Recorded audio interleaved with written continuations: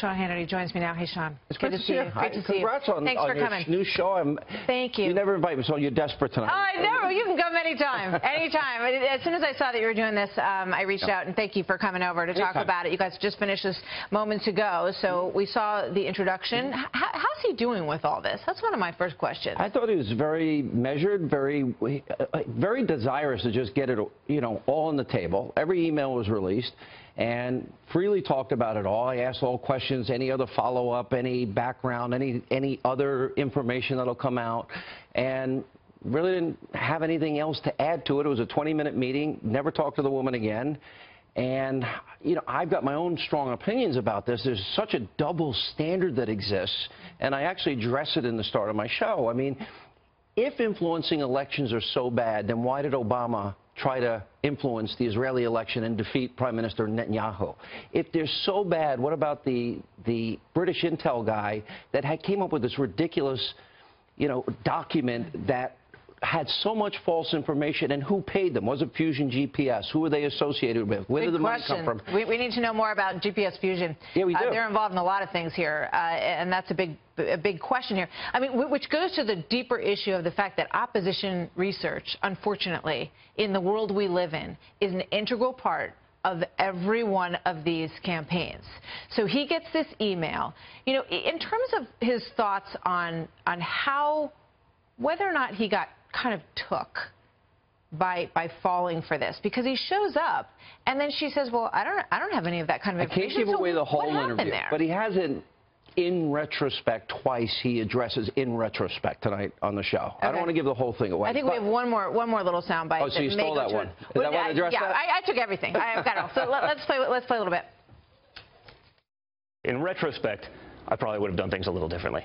Again, this is before the Russia mania. This is before they were building it up in the press.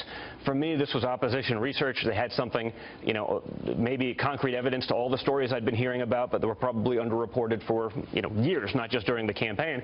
So I think I wanted to hear it out. But really, it went nowhere, and it was apparent that that wasn't what the meeting was actually about.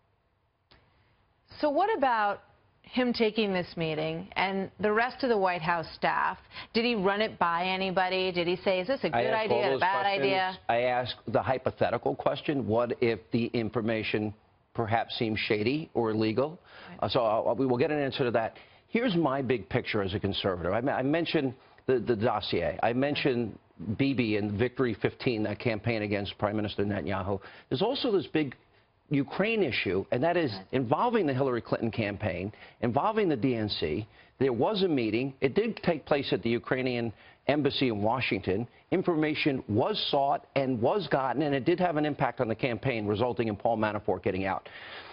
Martha, we are now living in the midst, I think, of the biggest informational crisis in the country, and that is that we have a media that they don't seem to care about mishandling, destruction of emails with Hillary Clinton. They don't seem to care about Hillary signing off on the Uranium One deal, up to 20% of America's uranium going to Vladimir Putin. Sounds like a Russia conspiracy, and over $100 million kicked back to her foundation. They don't seem to care Comey classified information, violation of the Espionage Records Act. They don't seem to care about 125 deep state leaks in 126 days. They don't seem to care about a meeting with Loretta Lynch on the tarmac. And my point is this. The media has lost all perspective in this country right now. And while they're focused on Russia and one issue, and they ignore Ukraine, and they ignore Victory 15, and they ignore the dossier, talking about hookers and urinating in beds, and I'm not trying to be crude, and they ignore real felonies and crimes committed, they've done a disservice to the American people. Their effort now is to delegitimize this president, prevent him from doing the job that what I call the forgotten men and women of America wanted him to do. Well, there you go. Add North Korea. Add Iran. And there are people watching this show tonight, and all of the shows, who are probably at home going, I don't care about this. I don't care about this story, and I want to know about the things that affect my life. Martha, however, I never run out of questions. I ran out of questions tonight. I'm a talk show host. I never shut up. In terms of what else, where this might go. Because here's the issue that gives people who really have made this their mission in life something to hang on to here. So they look at this situation, and they say, okay, so what we've heard from the administration is that there were no contacts with Russia, that there were no meetings. Okay, Donald Trump Jr. himself said, I never had any meetings, any substantial meetings with anybody with regard to Russia. So now that turns out to not be true. So now the string is there to keep pulling on. Who else said they didn't have meetings? And what meetings were they? What was the nature of those? And then you have the sanctions issue here.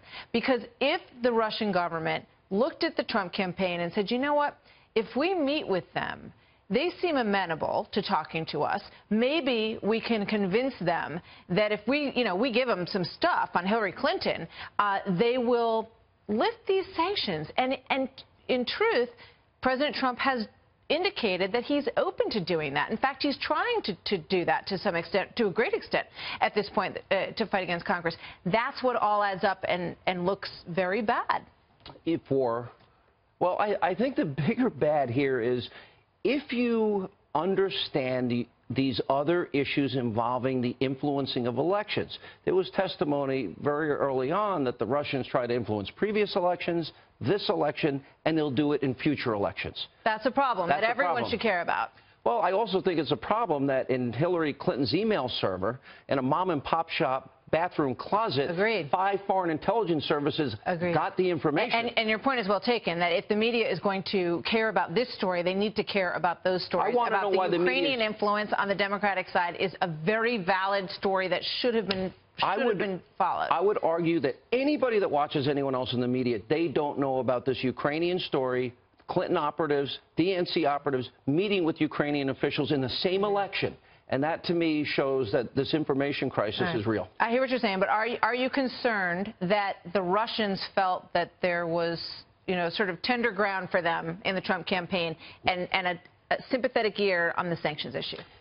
Maybe, but it wasn't indicated, at least in this interview, what Donald Trump Jr. is saying, and I believe him, and what the emails show is that it was a bait and switch in a lot of ways, and all of a sudden he's hearing about, a particular adoption issue that... Yeah, no, he certainly didn't get what he, thought he was going to get out of this meeting. One interesting side note, and he put it out in a statement today, is Goldstone, who arranged the meeting, Rob Goldstone, apologized after the meeting and said, I'm so sorry.